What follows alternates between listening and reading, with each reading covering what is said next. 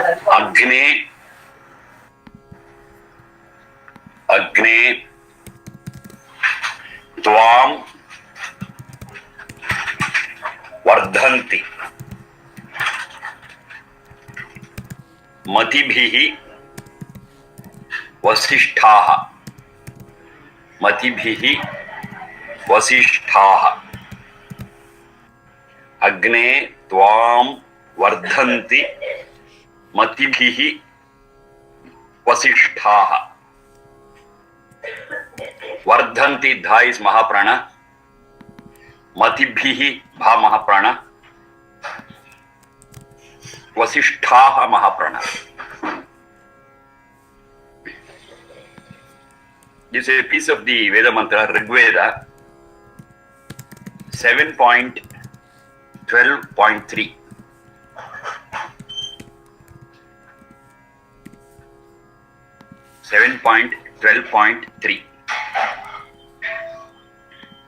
Agne tvam vardhanti matibhir vasishthaha. Matibhihi vasishthaha. Agne, agi gatau. That's the root. Tvam vardhanti, vridha vruddhau. Vridha vruddhau. Matibhihi, manajnane.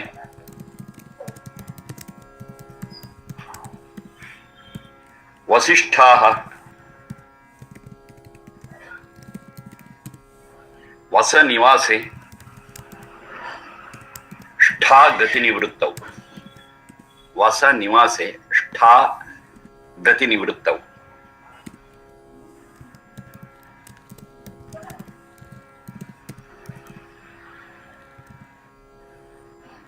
I think once we look into the roots, we get a rough idea of what it is telling. Agne, that is a vocative case. Agne, Sambodhana. Tvam vardhanti matibhir vasishthaha.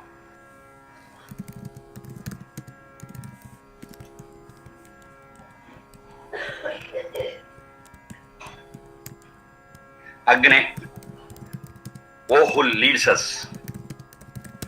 O who leads us.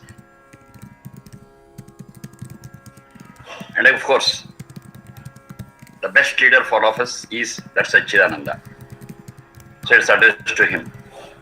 O God, O Satchidananda, O who leads us all. Vasishthaha. Shtha is gati nivruttau. To be stable in one place. Rooted in one place, that is shtha. Gati is chalana, movement. Gati nivrutta, that is retiring from movement. That is not moving, fixed. Those who are deep rooted, those who have settled. Where? Vasanivase. We can take it as in their homes. That is Adi Bhautika. In their thoughts and vision. Yes, that is Adhyatmika. Those who are settled, they are very clear about what they are doing, they are very clear about what they are thinking, talking and doing. They are deep rooted in that. Their vision is very clear. So they are called as Vasishthaha. Vasishthaha is in plural. Vasishthaha, that is singular. So I have heard of one Rishi called Vasishtha. So that Rishi, there are two ways of looking at it. One is, it's a proper noun of one person who was called as Vasishtha. Another thing is, it's a common noun. That is, whoever has settled well in his thoughts, talk and action, he is called as Vasishtha. It's a common noun. Now the difference is, when you understand it as a proper noun, then that particular person will be at a particular period of time and this whole mantra gets blocked in a piece of time. Whereas you take it as a common noun, yes, it holds good for all times. because it is not a proper noun, it's a common noun. Anyone who is well settled is called as a Vasishtha. And that's the difference. Now, because we have been telling again and again that Vedas are applicable at all times, so I have to take Vasishtha as a common noun, and maybe historically some persons, maybe they would have named their children as Vasishtha, taken from this Vedic word. So I am telling it is, many people get confused and they say there is history in Vedas. And they refer to this word and say, you see, Vasishtha was a historical person and there is some reference to him in the Vedas. Now what happens is, the eternality of the Vedas are lost with that. Because history is subject to time. But Vedic thoughts are not subject to time and they are beyond time. This we can understand only when Vasishtha is understood as a common noun and not a proper noun. Not only this, there are many such words. Vishwamitra is there. So again, Vishwamitra is a historical person. We have got the word Rama. Now that Rama is once again not a proper name, it is a common noun.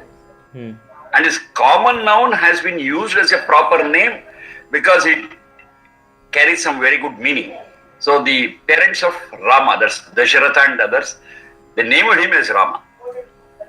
And what you find in Vedas, it is not this Ayodhya Rama. The Rama, what is there in the Veda, has been used for naming this child. It's the other way around. Krishna is there. You should not mistake it for the historical Krishna. It's a common noun. There are so many things. Bharadwaja, Jamadagni. There are so many such words. Vamadeva. And all these are historical persons too. But it is not the history that is in the Vedas, but the good words they have taken from Veda and named their children. It's the other way around. So this should be very clear. And there is no history in Vedas. History means bound by time. It happened at a particular phase of time. But Vedas are beyond time. It holds good at all times, at all places, and it holds good for all people. So let there not be such confusion. Of course the words are there, but they are all common nouns. Sharmaji. Yeah, tell me. Rama, what is the meaning? Rama? Root and meaning for Rama. Ramu Kridayam.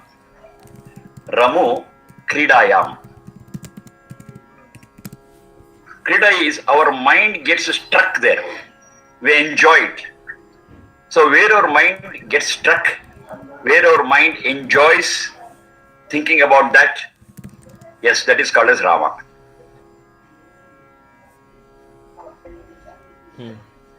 Dasharatha's son, as a small child, was so attractive, and we generally get the feeling of looking at the child again and again, and our mind settles in observing the activities of the child. So that was called as Rama. Fine. Ramo Kridayam.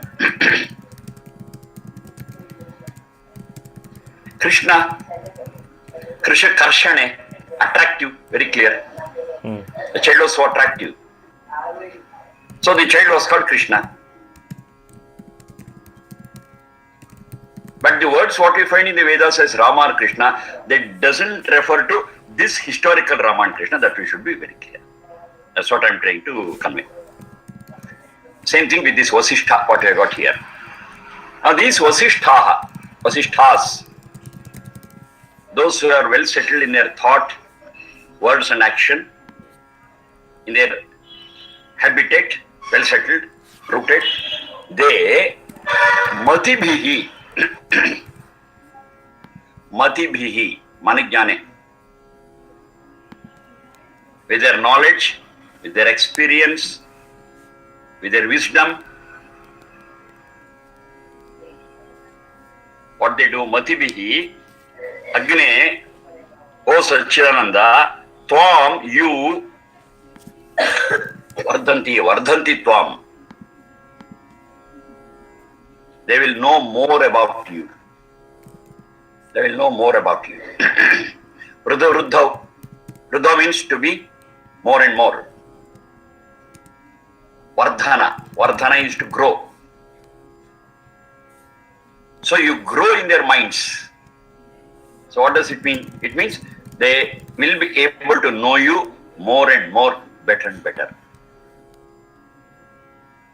But one important thing we should always remember, no one can understand Satchidananda exhaustively. However much we know about it, still something will be left. Because it's beyond the comprehension of human brain. That is why there is one more name for Satchidananda, that is Shesha. Shesha, it is reminder. Shesha is reminder.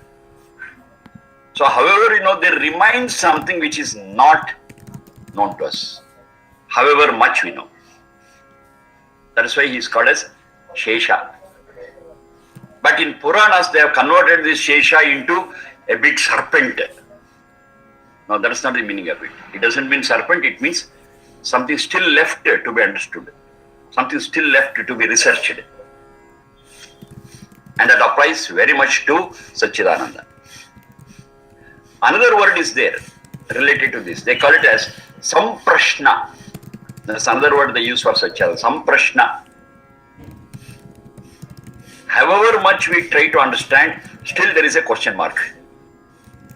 We've not been able to know it completely, fully, exhaustively. Still there will be a question mark.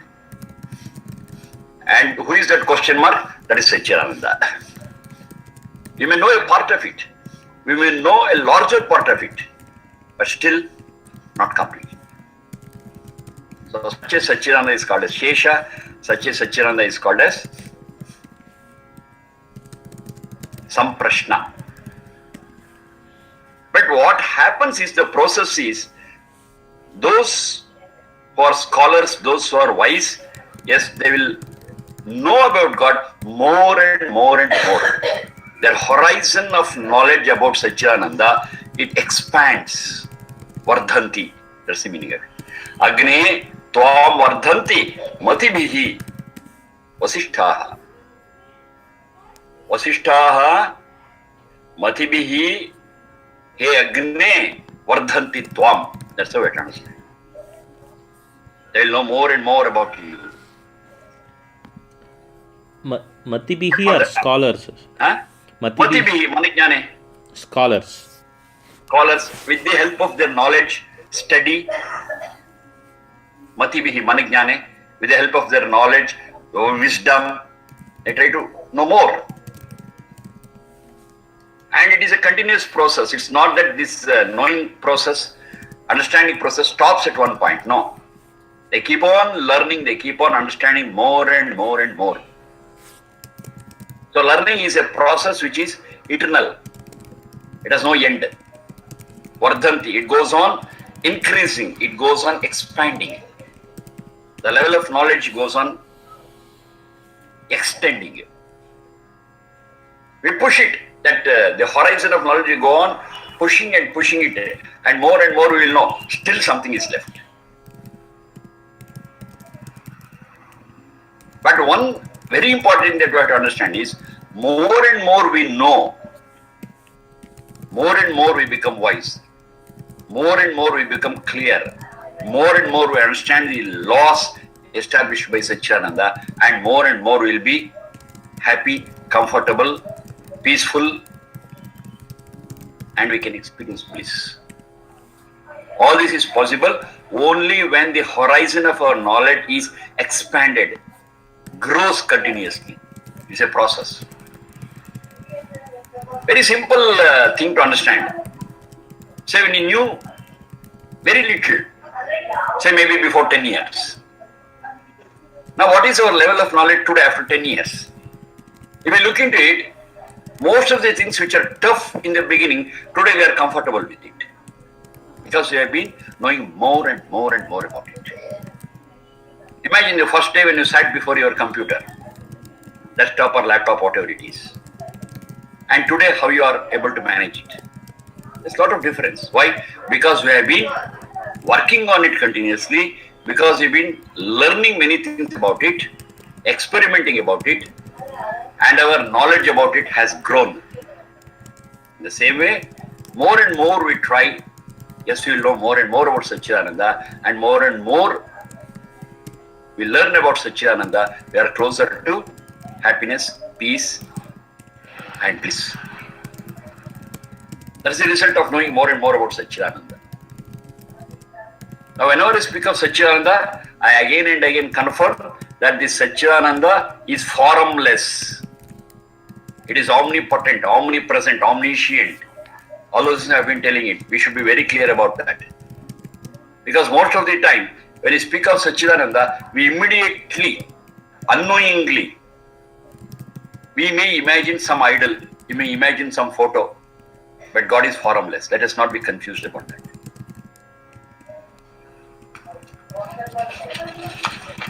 Now, to do this, our knowledge must be well fixed in truth. That is Vasishtha. Truth is our ultimate resort. If truth is not there in our life, yes, we will be shaky and the untruth will one day or the other die. It is truth that always triumphs. Satyameva jayate. That's the word what I have heard. That's the sentence what we know. It is truth which is eternal. Untruth is not eternal. Maybe it lives for a period and one day or the other it has to die, and that's the very nature of untruth. So it depends on untruth. If you are confused and depend on something which is shaky, one day or the other we are sure to fall. But if you are on a strong ground, that's truth, yes.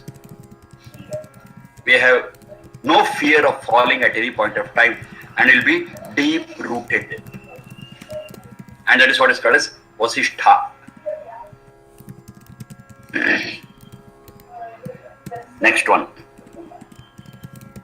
Vayam te agne. Vayam te agne. Samidha vidhema. Vayam te agne. Samidha vidhema.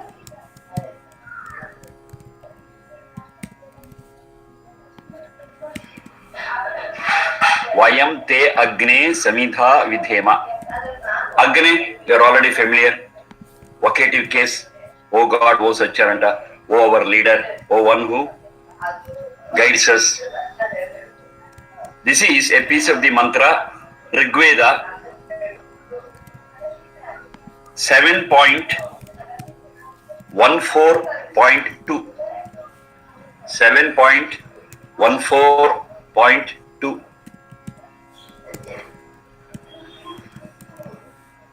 Now this I am strictly following at every step. Whenever I quote some mantra or whenever the piece of the mantra I quote, I always make it a point to give its location.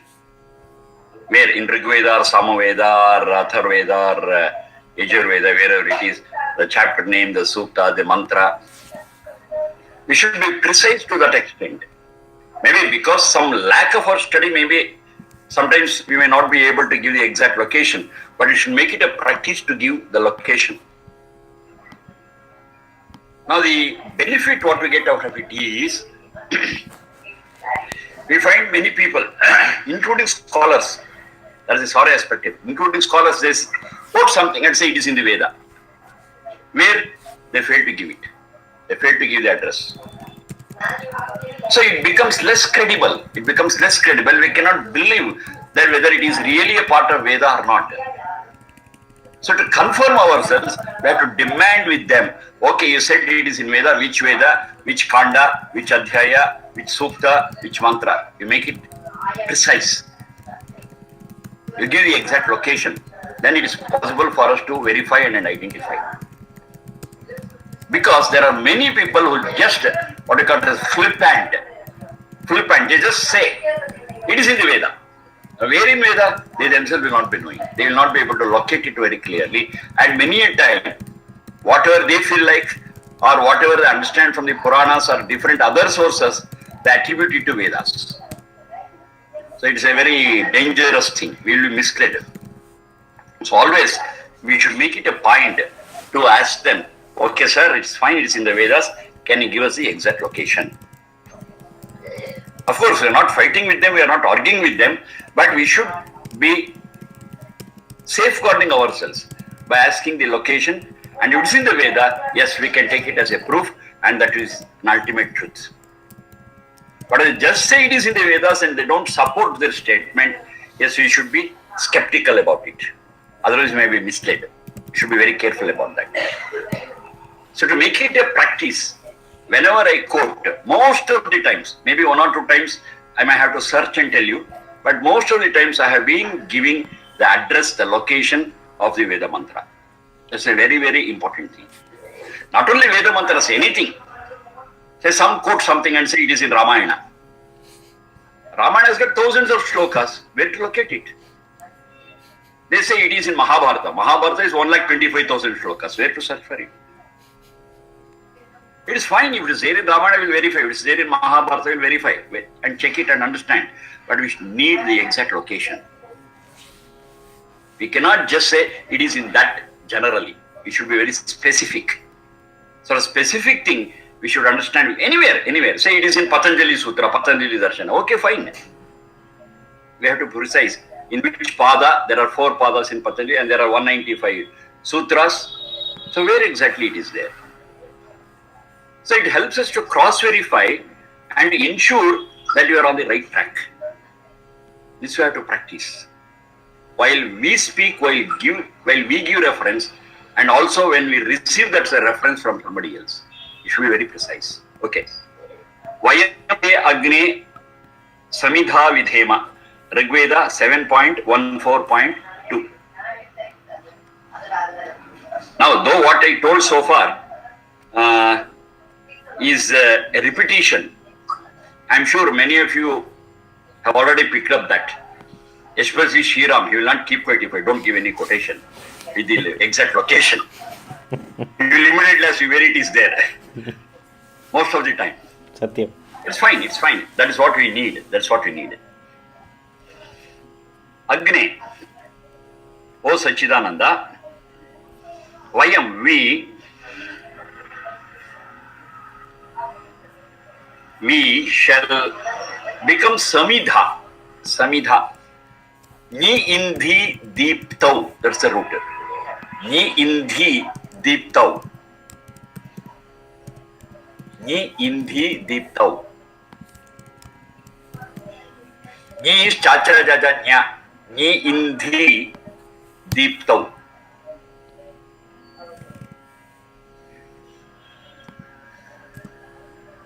That which burns, that which gives out light, that is Ni Indhi, fuel. You have heard in Hindi and Kannada, Indhana. That Indhana comes from this. That Indhana is the fuel. That which helps in combustion. That helps in combustion is called as Indhana. Indhi Deeptau. So that which helps in burning, in combustion, that is called as Samidha. So while performing yajna, that's in the Adi Bhautika level, when we perform yajna, we use this ghee.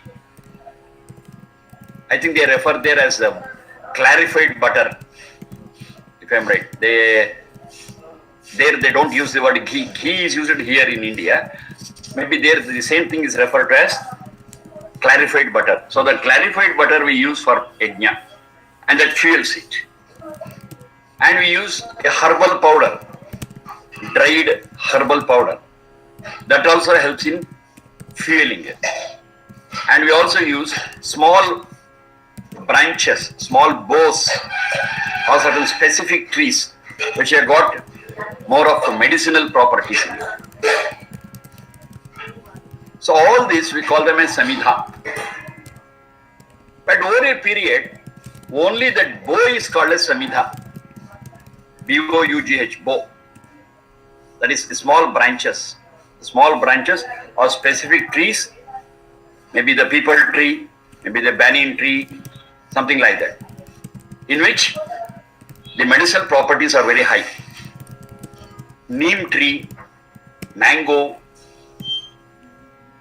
jackfruit, they're all having lot of nutritious and medicinal properties, and the small branches of them are used in performing that yajna, samidha. Even clarified butter can be considered samidha, even the herbal powder can be considered samidha. Now by that we will be fueling, and by that we will be getting the output which cleanses the environment. That's in the Adi Bhautika level. In the same way, Vayam, we shall become the samidha in this cosmic life, in the spiritual life. That means we shall surrender ourselves, we shall sacrifice ourselves to maintain, to understand, to propagate the cosmic laws. The cosmic laws, what we have got, the laws established by Satchidananda, they are all for the benefit of the mankind and the all Jivatmas. Now in that I shall consider my role, I shall consider myself as a part of it, as a samidha, and I would like to fuel it and keep it burning and see that it reaches everyone. The spiritual fire or the physical fire. The spiritual fire has to be kept burning, and the spiritual torch has to be transferred from one generation to the next generation. It should be handed over, like we hand over the baton in a relay race. So one person carries the baton, and once his period is over, they'll transfer the baton to the next group and they will carry it. So it is like this. We are carrying some baton. That is a spiritual knowledge. And this spiritual knowledge, we have to transfer it to the next progeny. We have to shift over the baton to the next group to run. So in that, I definitely recognize, I definitely understand what my role is. And I do perform my role well as a samidha in a yajna. That's the Adi Bhautika sense. A samidha fuels it. A samidha keeps it burning. A samidha gives out luminescence, physical. And the same way, in the spiritual level, I shall be a samidha. I shall be the carrier of this divine knowledge from one generation to another generation. I am a link. I have received so many things from my teachers. And whatever I received from my teachers, I shall keep it burning, fuel it, and pass it on to the next generation to continue that fuel.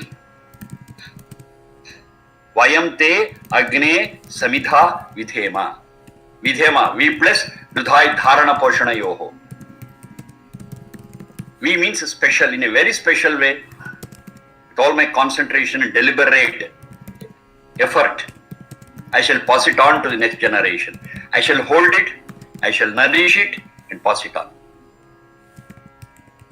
As human beings, it is our fundamental duty to gain knowledge, to adopt it in our life, add to that knowledge our experience, and pass it on to the next generation.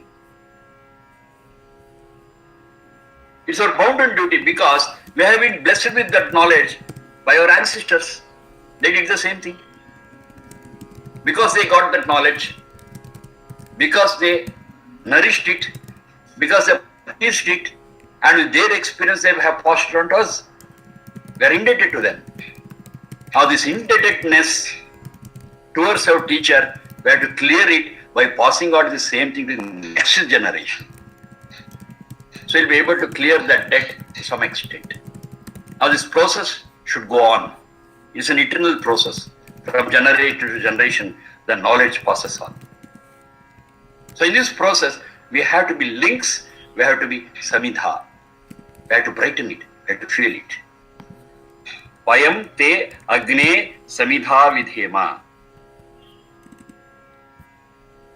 O Sachidananda, Agne, Vayam, we shall be Vidhema. We shall be the carriers of the spiritual knowledge what you have given as Samidha. We shall hold you in our Atma and we shall pass it on to others, to the next generation. Of course, the present generation also we have to share. At the same time, we have to pass it on to the next generation and keep the chain unbroken. Vayam te agne samidha vidhema. Rigveda 7.12.14.2. 7.14.2.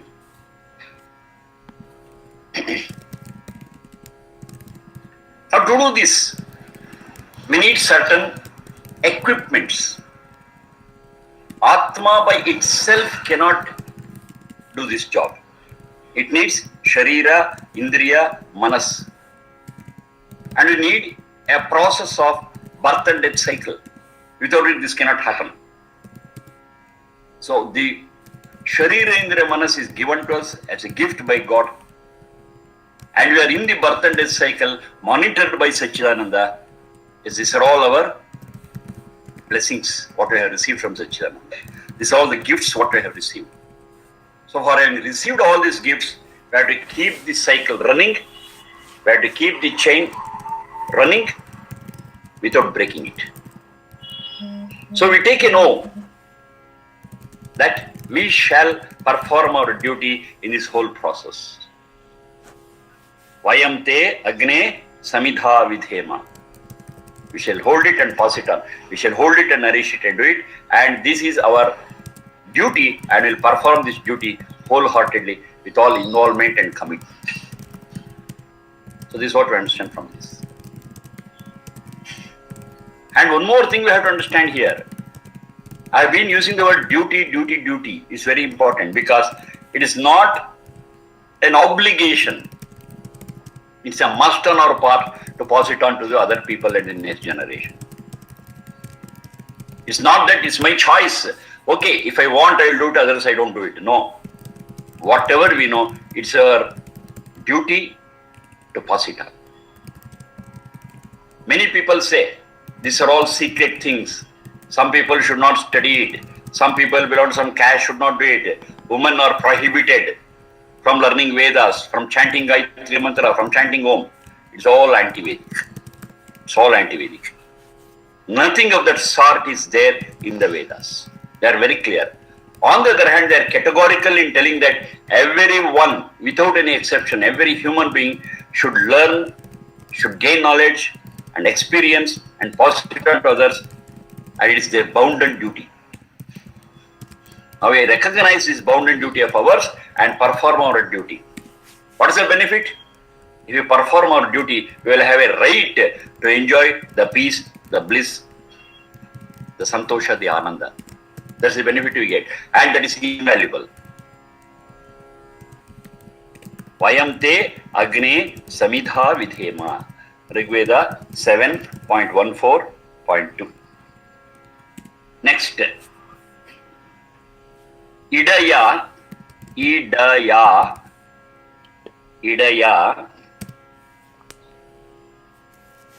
juhvato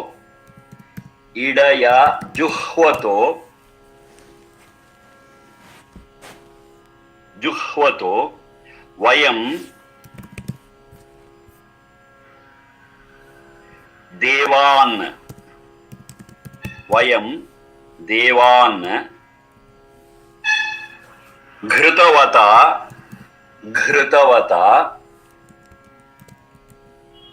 यजे इडया जुह्वतो Vayam Dewan घृतवता यजे.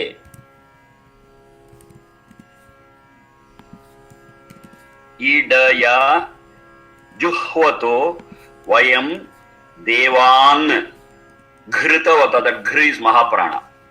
घृतवता यजे is a piece of the Veda mantra, Atharva Veda.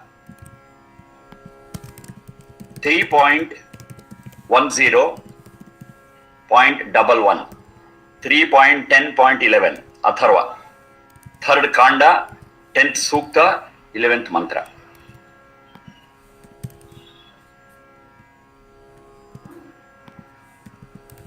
Now one small work for you. Idaya, Juhvata, Devan, Ghrutavata, Yaje. These are all the different words what I have got. From the list of dhatus what I have given already to you, what I have taught you, a lot of dhatus I have given you.